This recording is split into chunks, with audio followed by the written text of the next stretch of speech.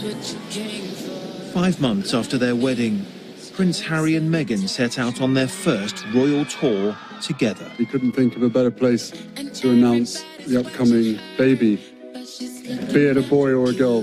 We're on our way to see Harry and Meghan at the Opera House. Travelling down under, they visited 4 countries in 16 days.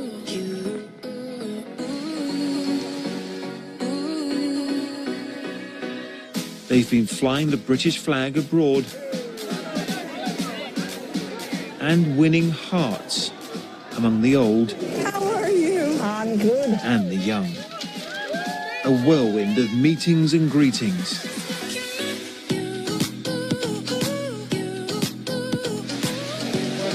Did you get to see Harry and Meghan? The tour shone a light on the causes Harry and Meghan cherish. Hello Australia and hello Invictus.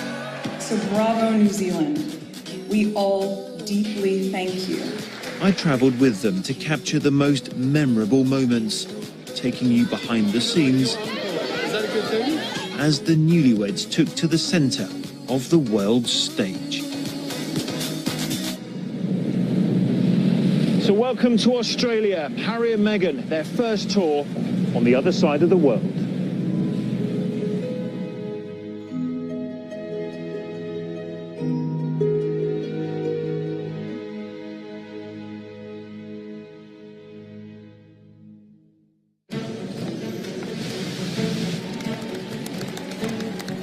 As the Duke and Duchess of Sussex touch down in Australia, final preparations are underway across Sydney. We've got royal fever at the moment. Thousands have gathered. Australia is the first country to host the royal newlyweds, and excitement is running high. Half of Sydney have turned out to see them. To some big breaking news on the young royal couple now. Well, Mark, it doesn't get much bigger, I've got to say. Harry and Meghan are expecting a child. The surprise announcement that they're to become parents pushes interest to a new level. We were here a couple of hours ago because we're so excited to see them. Right. Yeah. Oh, love it. So exciting. Yeah. Yeah?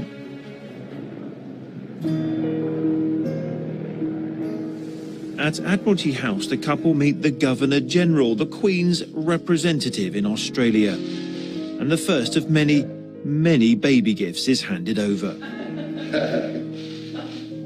This Australian-made kangaroo has a little specimen at the start of the nursery.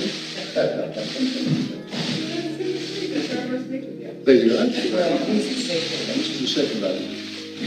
We're both absolutely delighted to be here, and we also generally couldn't think of a better place to announce the upcoming baby, be it a boy or a girl. So thank you very, very much. Are you going to claim this baby as Australian? Yes. It was announced on Australian soil, so we'll take it.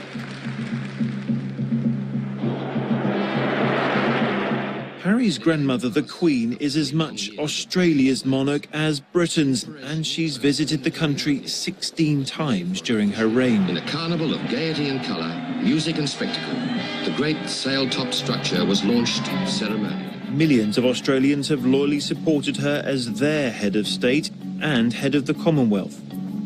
I saw the Queen in Dubbo in 1954. That was her first visit to Australia. I was a young kid in primary school. Others want a break with the past and for Australia to become a republic. So what will Prince Harry and Meghan do for the monarchy's popularity here? I think the younger generation of Aussies, they're not going to be Republicans, yeah. I think the younger generation, the Royals, have brought back a lot of fans, I think. At Sydney Opera House, there is an air of expectancy. They've just opened the gates here and people here have been running, literally running to be first in the queue.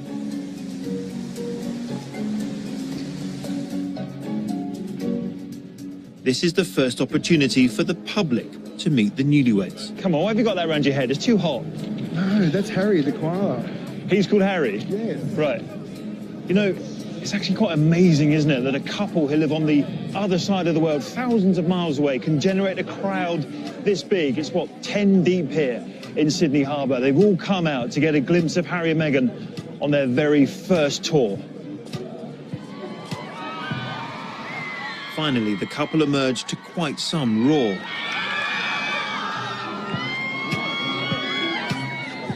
This is where the people of these Commonwealth countries have a chance to get up close and personal with Harry and Meghan. Suddenly, Harry spots a familiar face.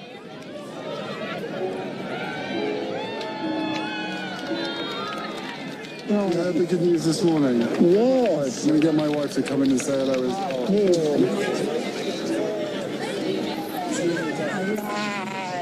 How are you? I'm good. How are you? Good. It's so nice to meet you. It's nice. Congratulations.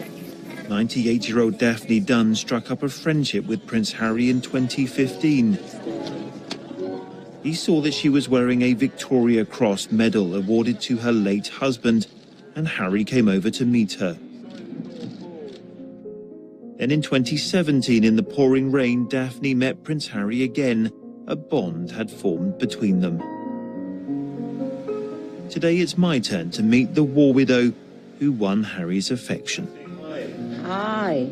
How are you today? Very good, thank you. That was a bit of a busy day you had yesterday, wasn't it? It was very busy. You've met Harry before, twice before, but you've never met Meghan before. So No. tell me your first impressions of Meghan. Oh, I think she's beautiful. Really lovely. Do you think they make a really nice couple? Oh, definitely. They got that light in their eyes. What do you make of the news that they're having A baby. I think it's wonderful. Because that's what he's always wanted. Do you feel you really know Harry? Oh, I feel so. I feel as though we've got a connection. It's not just, you know, hello, goodbye, because we just seem to, when he's around and I'm around, we just look for each other, I think. You're the other lady in his life. Yeah, she needn't worry.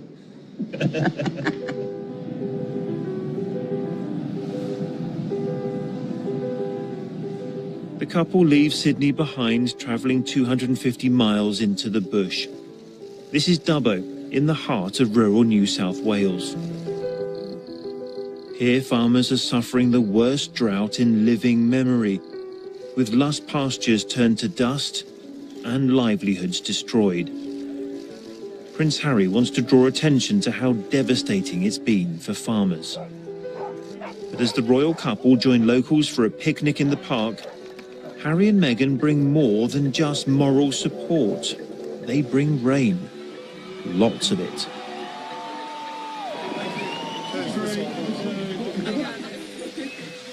You are the salt of the earth, honest, hard-working, and as tough as they come. And that resilience, sense of humour, and commitment to the land are the qualities that make you unique.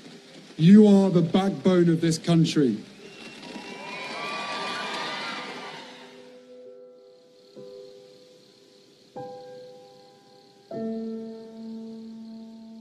I wanted to see for myself how the drought is destroying the livelihood of some farming families here. There's been a 2-year drought here, and yes, Harry brought some rain with him yesterday. It's really not enough. How much rain do you need, do you think? 100. 2 days. About, so the creek's flooded. So the creek's flooded. You need enough rain to flood the creek. Yep. And until you get that, you won't have enough. We need it overflowed everywhere.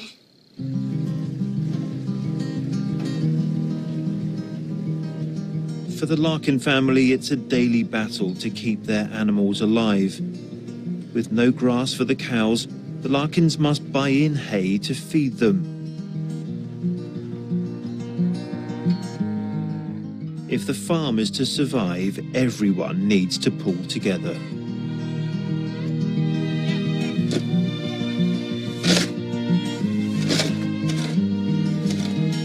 It's the toughest it's been on the place. It's learning curves. It's, yeah, monotonous every day, doing the same thing. You can't do anything else. You're just here feeding, keeping animals alive. if the rains don't come soon, the money will run out. Prince Harry came, he brought some rain. He's done some rain dance or something. He's done something different for us because we haven't had rain and he's turned up and the skies have fallen in. Did you pray for rain? What is it you do? The kids definitely say little prayers and that's really sweet.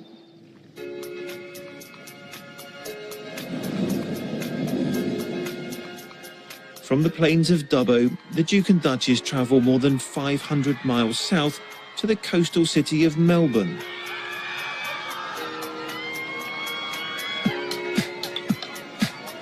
Every time they stop for a walkabout, the crowds gather. Like his mother, Princess Diana, Harry shows a natural affinity with the people here, from the toddler to the teens.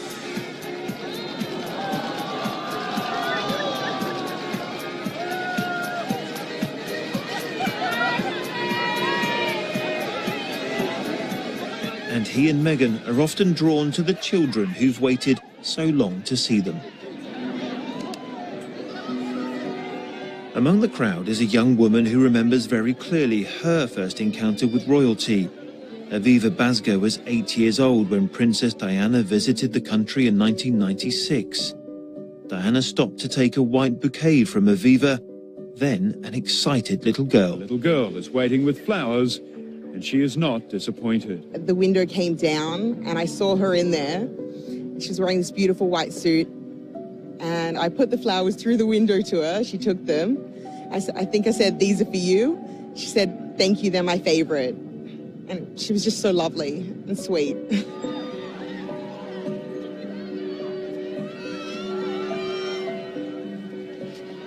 It makes me feel a little bit sad because she never got the chance to see her sons get married and grow up. It's a little bit bittersweet, but it's exciting for everyone here and to come and see them. When the Queen appointed her grandson to be a youth ambassador for the Commonwealth earlier this year, Harry pledged that he and Meghan would champion the young. A visit to a Melbourne primary school gives them the chance to do just that.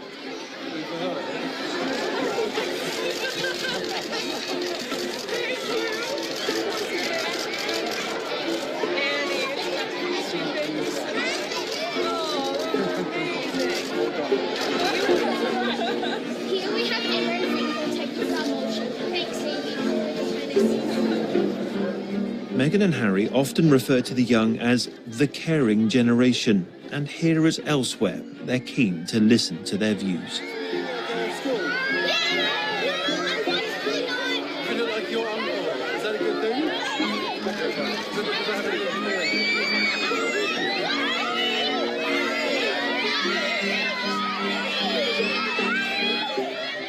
Coming up, the sporting tournament that means so much to Harry. Australia, let's show the world how it's done. And why this country just can't get enough of Meghan. They simply just want to get that Meghan effect. You know, she's a Hollywood star and now she's a princess.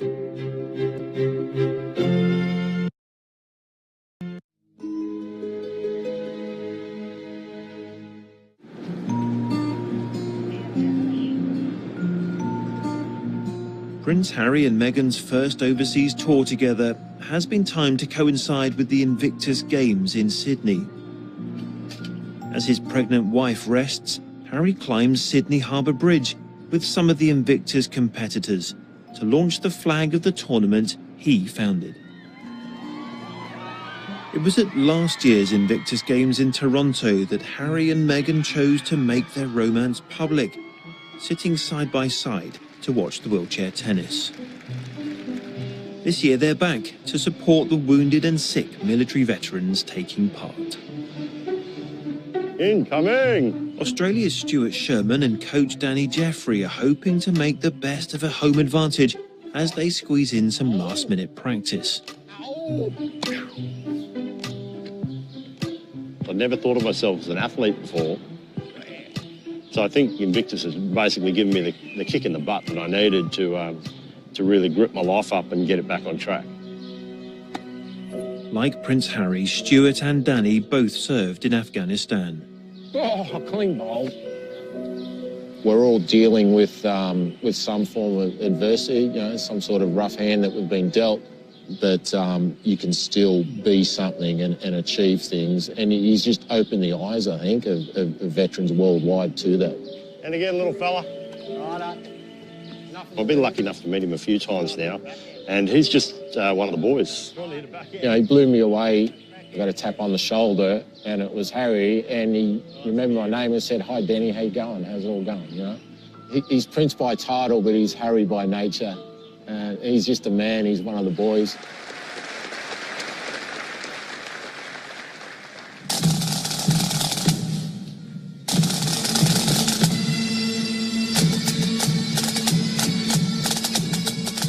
This is the 4th Invictus Games and the first to be held down under. Gathered together are 500 competitors representing 18 countries from Canada to the United Kingdom.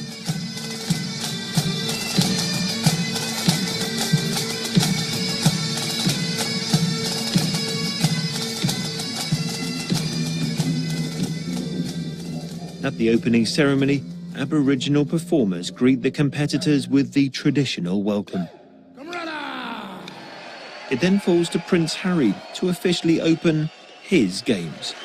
Hello, Sydney. Hello, Australia, and hello, Invictus.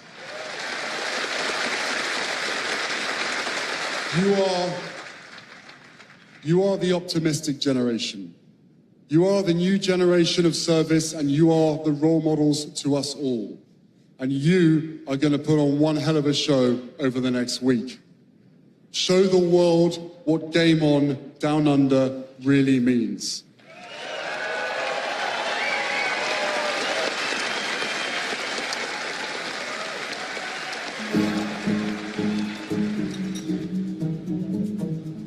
Watching the progress of this tour, Prince Harry was always going to be a firm favourite. But Meghan has proved his equal. She too has been a hit with the crowds here. The Australian press are calling it Megmania. As a royal style icon, every outfit that Meghan wears on this tour is closely scrutinised, with women across the world wanting to copy her look. That sends sales soaring for many of the clothes or shoes she's carefully selected. And as one leading fashion expert tells me, that's been good news for the Australian designers Meghan has chosen on this tour. I think what you need to know is there's definitely no mistakes here. Every single item that she has worn, down to the ethics of the brand, have been considered by Meghan. Karen G was behind her white dress. The fact that Meghan has worn her dress on day one of the Royal Tour, when I guess interest is at its peak, is priceless publicity for her. And we saw her wearing Dion Lee, a navy blue wool dress, and that instantly sold out online. It crashed the website. Should she be championing the high street and fashion that people can afford to wear? And that's what the Duchess of Cambridge, that's what Kate was known for. Meghan appears to be wearing much more high-end clothing, things that are very expensive, things that would shock my bank balance if I were to buy one. Yeah, look, it's very true, but I think here Meghan is definitely focusing more on the back history of the brand and its ethical values rather than the price point, because as we saw, she was wearing Outland denim, which of course employs disenfranchised women. But we also saw her wearing some flat shoes that were made from plastic bottles. Because interest has been absolutely phenomenal on this tour, hasn't it? Absolutely, and it's something that so many Australian women and women around the world are so fascinated by. They simply just want to get that Meghan effect. You know, she's a Hollywood star and now she's a princess. I mean, of course you would want to dress like someone like Meghan. But for Meghan, it's not just about the outfits. She's right alongside Prince Harry, championing the Invictus Games, which are in full swing as the first week of the tour draws to a close. Superb sportsmanship here. I think Evans wants her to win the bronze. Limbu's closing. It's the big bold finish for Limbu. Limbu does the double. 1-4-3 is Jakub Tainka, and he's pulled his hamstring. What an incredible moment of sportsmanship here in Sydney. An invitation for me to take part on Channel 7's Sunrise show provides an insight into how well the tour is going down.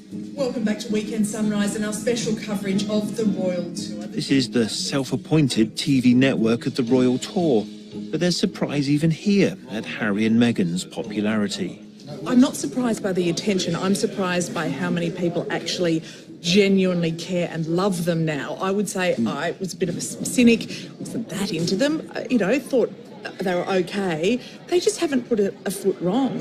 Right. And the fact that they are so real has meant that even I genuinely have been glued to it. Even you've been genuinely glued to it? Even I have been genuinely glued to it. They're just so appealing. And it's gone from like to love, you're suggesting? We've gone from like to love. I'm now in a love affair with both of them. Got a serious girl crush on Meghan, which I previously didn't have, and Harry's divine.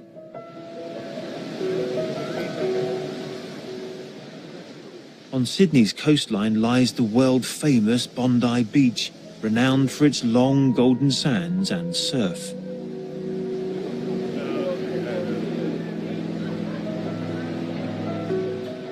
This is proving to be a royal tour unlike any other.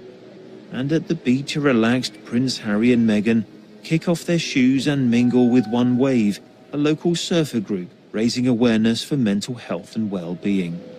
What it was like, you had a chat with them, you got to meet them? Yeah, got to meet them and have a chat, and they were lovely and really genuine and kind of shared their views on mental health, and we shared our views, and it was just really nice and just felt really authentic and real.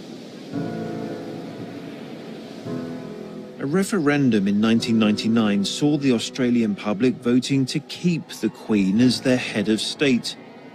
Since then, the Republican movement has grown in confidence under the charismatic leadership of Peter Fitzsimons.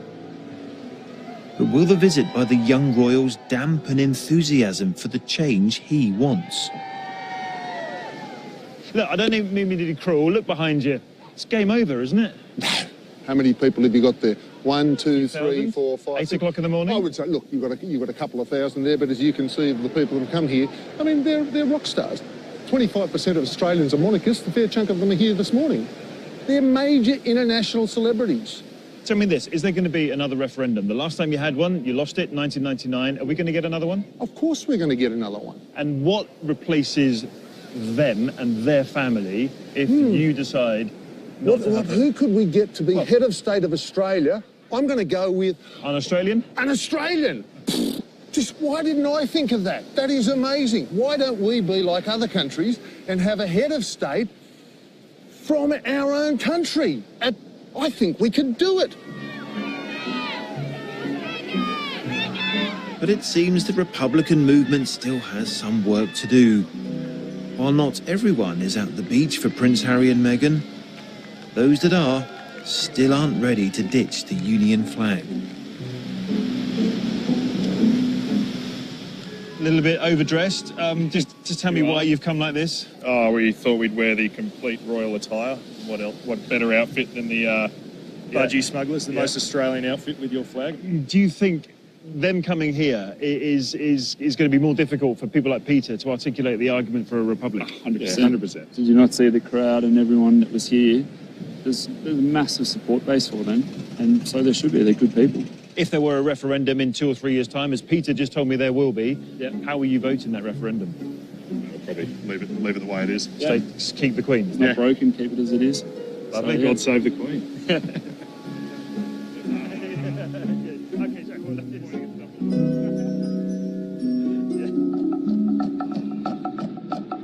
Coming up, the royal tour winds its way to the beautiful islands of the South Seas.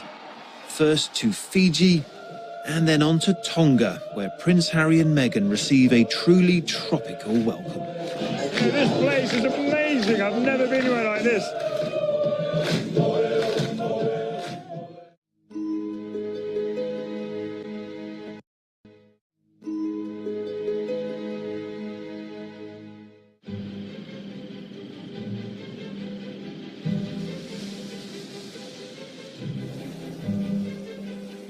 The next stop on Harry and Meghan's South Seas tour is Fiji.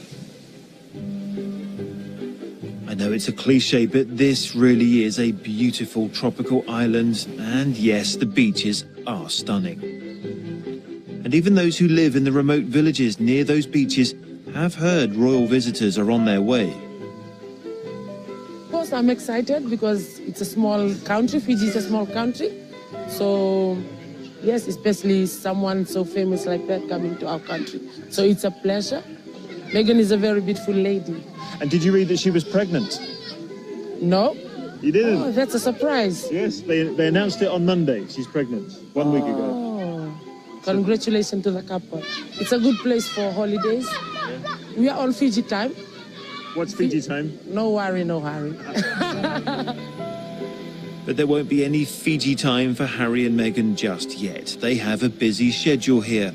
And as they arrive, there's more heavy rain, creating an awkward moment for the Fijian Guard of Honour. In the evening at Albert Park in the capital Suva, the Duke and Duchess are formally greeted according to Fijian tradition. Harry is presented with kava, not the kind we know, but a drink made from the roots of a pepper plant.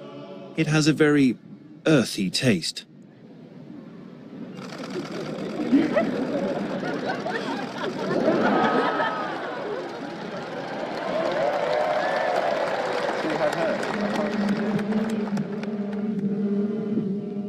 In 1953, it was his grandmother and grandfather doing exactly this in exactly the same park.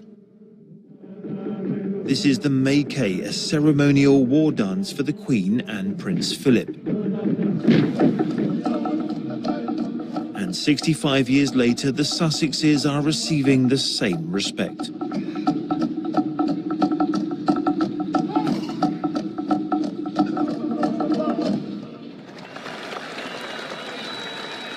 For the dancers, it's a proud moment.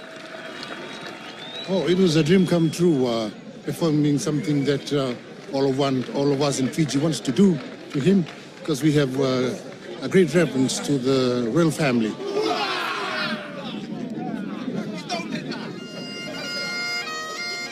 In Nandi, on the other side of the island, there's a more sombre occasion.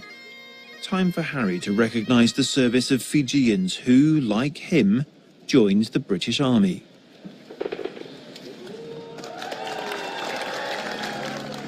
This is Sergeant Lumber Lumber, a British Fijian soldier. He was killed in 1972 defending his British comrades during a battle in Oman. So Prince Harry will be more than happy to have unveiled this statue to a Fijian war hero, because remember just how much the military means to this particular prince.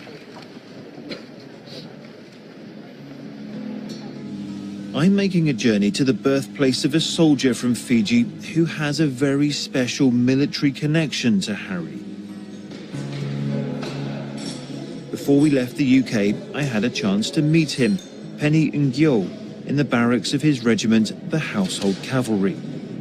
In 7, when we deployed to Afghanistan, I was lucky enough to be, when Prince Harry came out with us to Muscala, I was lucky enough to be driving him around for a few days before he come back to the UK, so we have the relationship is there. I'm travelling with Penny's mum, Meria, and his uncle Suli to their home on Banga Island off the mainland. This is the southern Pacific Ocean, and it's starting to get pretty rough.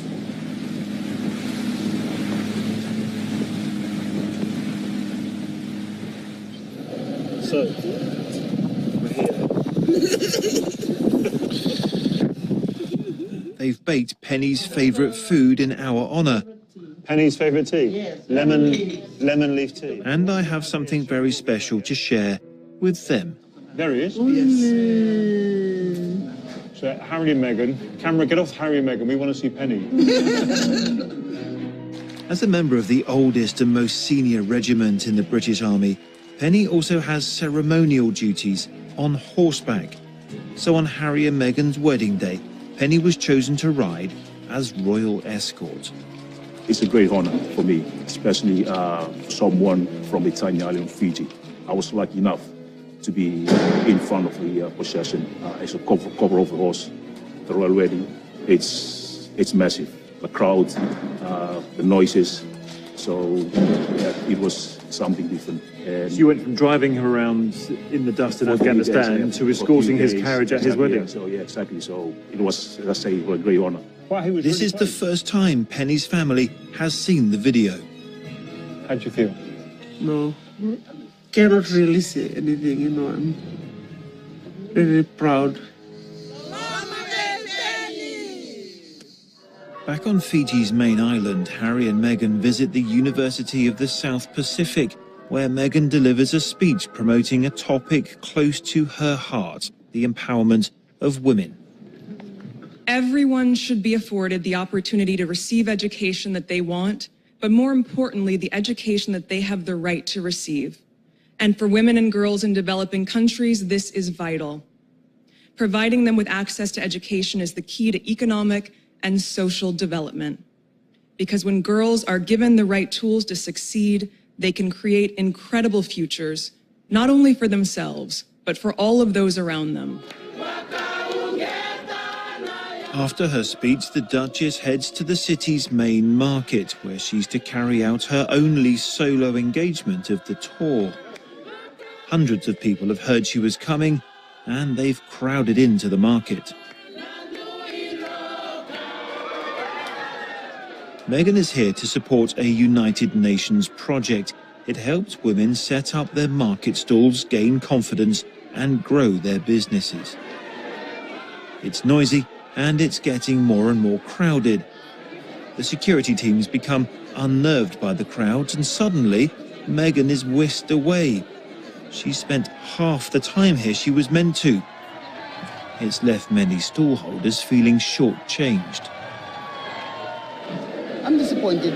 It's just too many policemen. Fiji, it's not that way.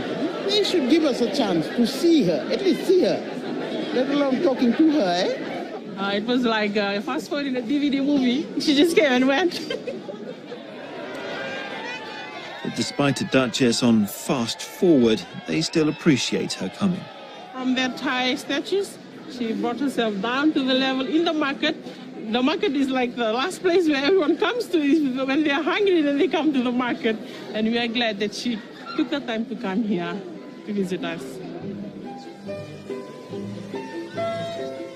It's been a whirlwind tour of Fiji, a country almost as obsessed with Harry and Meghan as they are with their national sport, rugby.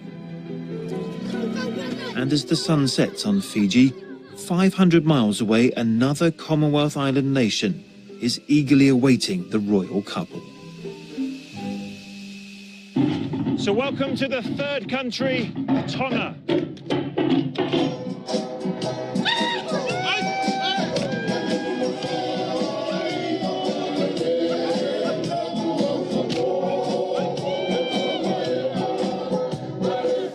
There are 171 islands in the Kingdom of Tonga, but 2/3 of its population lives here on the main island of Tongatapu.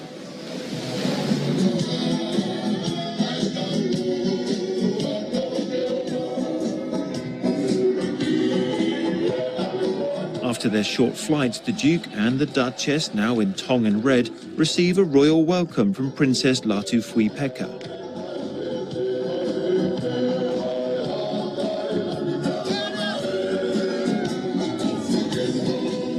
The royal guests are heading to a private audience with the Tongan King and Queen. Once again, Meghan gets the photographers snapping, particularly when they realise she's showing off an aquamarine cocktail ring that belonged to Princess Diana. And it doesn't take long for Harry's mother to come up in conversation. Which year was this? 83. The year before. Was she pregnant then?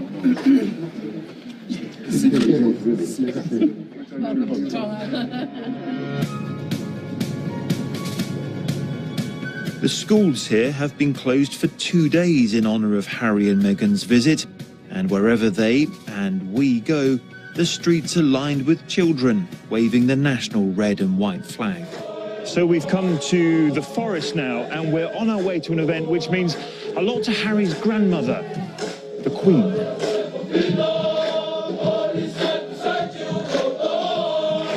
But first things first, Harry and Meghan are about to find out just how the Tongans like to party. You know this, it really gives you goosebumps. It's amazing.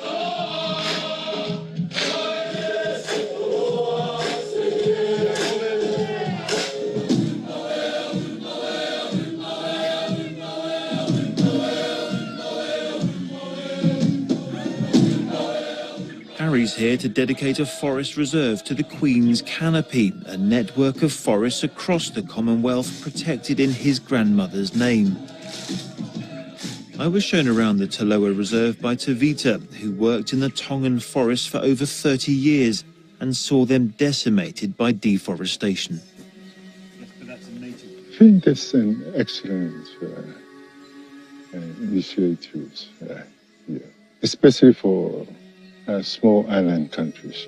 Some of these small countries that we don't have enough forest, and it's important to protect and conserve this forest. The forest Harry dedicated to the Queen's Canopy project is the kind of lowland rainforest that once predominated, but now covers just 3% of the island.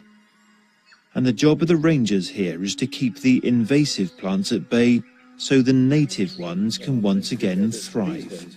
Yes. Right. So what is it? It was brought here for timber? Yes, I think it was introduced for timber production. But the problem here, because some of the indigenous species are slow growing. This one here is fast growing. Now we found it's spread widely and everywhere. So this shouldn't be in Tonga. Concern over such man-made environmental change has been passed down to Harry by his father, and it's part of what drives the Queen's Canopy project. There are now 42 countries out of the 53 Commonwealth countries signed up to the QCC, and we hope that the other countries will join in as soon as possible. Tonga is leading by example and understands deeply the impact of environmental changes because they directly affect these islands. The Duchess has come here despite a risk of the Zika virus to pregnant women in some of these Pacific nations. The local choir have a song, though, to keep the biters at bay, much to the royal couple's amusement.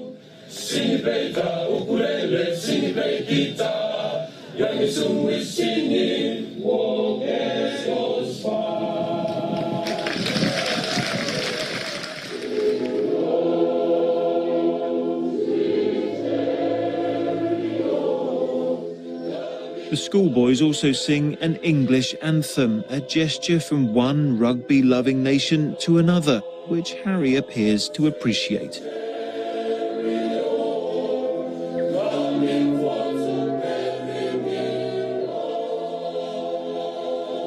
Were you here to see Harry and Meghan, or were you here to listen to your children sing? Sadly, after less than 24 hours in Tonga, the Duke and Duchess are moving on. But that's no reason for the locals to call time on their celebrations. This place is amazing. I've never been anywhere like this.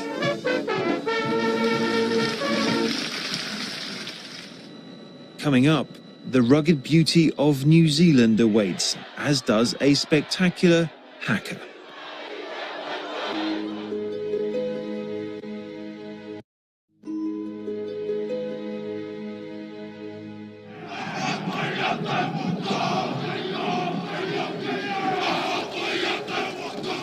With a welcome like this, it must be New Zealand.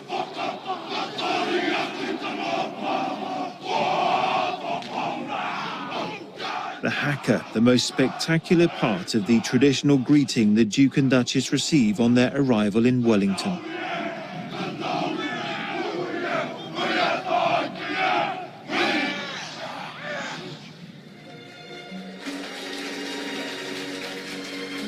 That evening, a reception celebrating the anniversary of New Zealand giving women the vote is another moment for Meghan to focus on a cause she's making her own.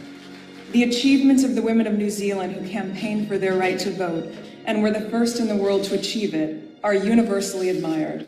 So bravo, New Zealand, for championing this right 125 years ago for the women who well deserve to have an active voice. We all deeply thank you. There is huge appreciation here for the strength Meghan brings to the cause of women's empowerment. But the Duchess is winning the public's hearts as well as their minds. I'm just in awe of her as a human being, and it's just kind of amazing to meet her. Why the tears? Because they're just so incredible, and I just never in a million years thought I'd meet them and talk to them and shake their hand and give her flowers.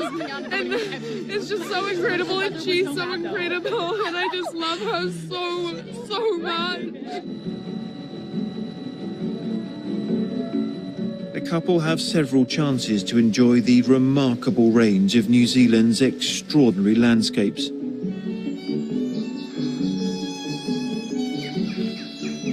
Conserving the natural world has been a major theme of this tour.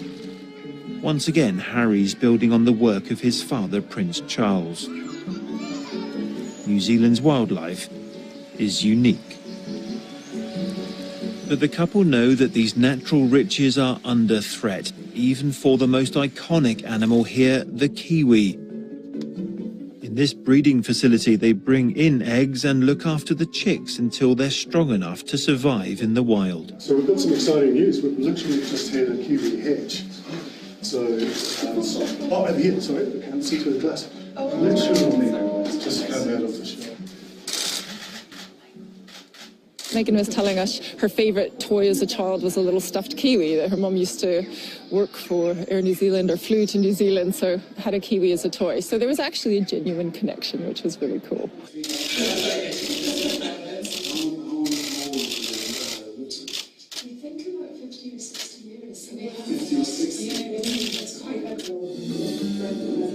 It's not just kiwis. Many of New Zealand's native species are being killed off by predators introduced from abroad, like rats and stoats.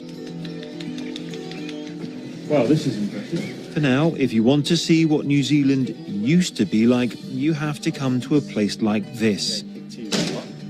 The heavy defences of Zealandia mean that native animals can thrive inside this nature reserve, safe from foreign predators. So, Chris, what you can see here is a kiriru, or our native wood pigeon. So, that's right. It's just only here in New Zealand. And these birds are really quite important for our forest diversity. So they're the last kind of big bird left that we've got that can distribute seeds like tawa berries from tawa trees. He looks quite big, so why is he at risk from, say, a stoat or a rat? Well, you can see the nest is not too far from the ground. So he's well within the reach of climbing rats, ship rats. They'll climb up and kill babies. They'll take out babies and they'll get into the nest and eat the eggs as well. So to help these and other native birds like the kaka to thrive, the government has an ambitious plan. It wants to totally eradicate the most damaging introduced predators by the year 2050. So estimates are about 68,000 birds a night are being eaten, being munched through by these mammalian predators. 68,000 per night? That's right.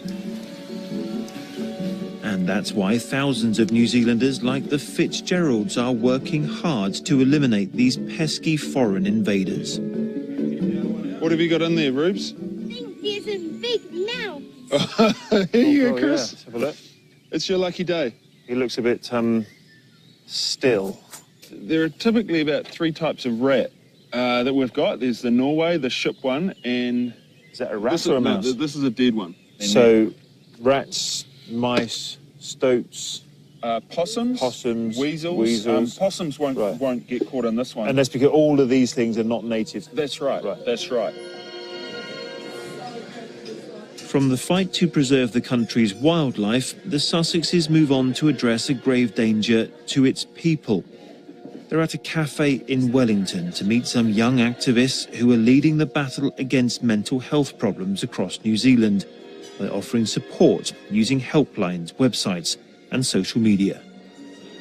Encourage people to speak up and let them know, that it's okay to not be okay. One of those Harry spoke to is Ezekiel Raui, a student whose Stand Tall organisation provides crucial support for people suffering from depression and other mental health issues. You're from a Maori community. Is there a particular issue with male mental health in your community? Yes. For me, what I think it is the attitude, the intergenerational attitude that we as Kiwis have. To be a male means to be staunch, to be tough, to play rugby, to be very masculine. And no to do the sense, haka. That's to, it, to do the haka. In a way, that's be, part of the problem. That's yeah? it, to be the breadwinner, but we don't tend to talk about the importance of sharing our feelings and I guess the femininity associated with that. And I think for us, breaking down that masculinity and being okay to talk about our feelings and when we stuff up is the way to go.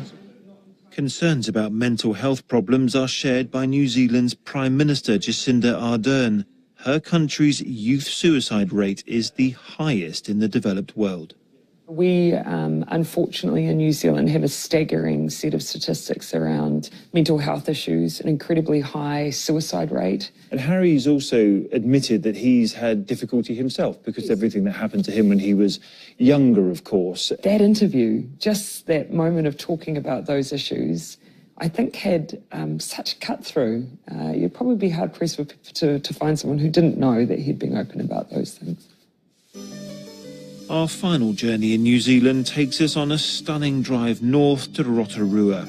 It's known as the Sulphur City for its gas emissions, which make the whole place smell a bit like rotten eggs. But thanks to its geysers, mud pools and thermal springs, Rotorua is one of New Zealand's biggest tourist attractions at any time of the year, but particularly today. The bond that's been formed across New Zealand between the Prince and the people is evident during their visit to the Te Awara tribe, where Harry gives his last and perhaps most impressive speech. Ena mana, enario, tēnā koutou katoa.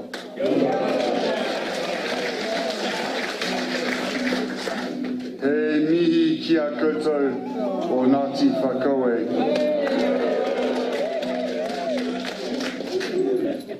I po whiritia mai mātou tēnei rā. Kanwi te aroha, maua ko taku whai ai I po.